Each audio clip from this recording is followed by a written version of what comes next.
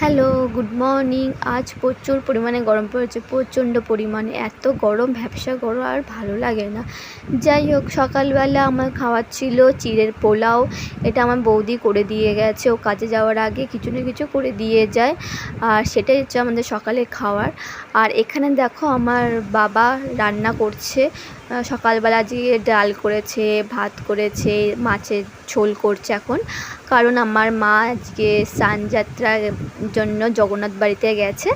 আমাদের এখানে জগন্নাথ বাড়ি আছে, এখানে স্নানযাত্রা করা হয় জগন্নাথ ঠাকুরের, সেখানে মা গেছে, তাই বাবা রান্না করছে।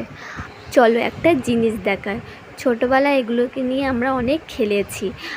আমি এটা অনেক দিন আগে কিনেছিলাম, আর আমি এটা একটা কাচের বোতলের মধ্যে জল দিয়ে রেখেছিলাম, ভিজিয়ে রেখেছিলাম। অনেক দিন পর খুললাম, দেখলাম কি ভালো লাগছে, আর মনে হচ্ছে পুরো একদম হিরে, কালারিং হিরে, চকচক করছে একদম।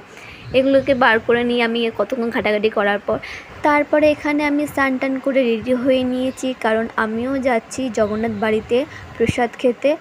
মা বলল যে যাবি প্রসাদ খেতে? আমি বললাম চলো তাহলে প্রসাদ খেতে যাওয়া যাক, কারণ প্রসাদ খেতে কে না ভালোবাসে।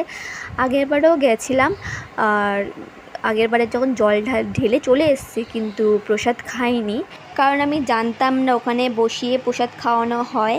তাই জন্য আমি বেরিয়ে পড়েছিলাম মার সাথে। মা এখানে, বম্মা আর আমাদের পাশে বাড়িতে কাকি, আমরা চারজন মিলে জগন্নাথ বাড়িতে যাচ্ছি।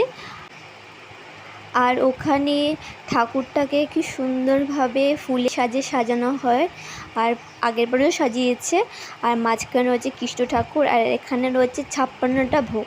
এই ভোগটাকে একসাথে মেখে পরে প্রসাদে দেওয়া হয় সবাইকে।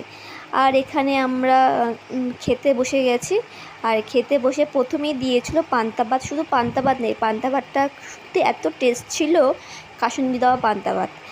তারপর এখানে দিয়েছে মাখা ভোগ, যেই ভোগটা তোমাদের দেখিয়েছিলাম 56 ভোগটা, সেটাকে মেখে একসাথে সেটা আমাদেরকে সবাইকে দিয়েছে। আর তারপর এখানে দিয়েছে কেক, মানে আগে কেক কাটানো হয়েছিল, তাই জন্য আমাদের সবাইকে কেক দিয়েছে। মানে বাচ্চার জন্মদিন টাইপের হয় না, কেক কেটে খাওয়ানো হয়, তেমন করেছে। তারপর একটা মিষ্টি দিয়েছে। এই মিষ্টিটা খেতে টেস্ট, বাট জানি না কিসের, কী দিয়ে করেছে এটা, বাট নারকেল দিয়ে খুব টেস্ট লাগলো খেতে। আমরা খাওয়া দাওয়া হয়ে গেছে, খাওয়া দাওয়া হয়ে গিয়ে আমরা বাড়ির দিকে রওনা দিয়েছি। আমরা বাড়িতে গিয়ে আজকে সন্ধেবেলা পুচকিটা এসছে, সন্ধেবেলা পুচকিটার সাথে খেলাধুলা করে সময়টা কাটিয়ে আজকে দিনটা খুব ভালো কাটলো। আর আমি এখানে আমার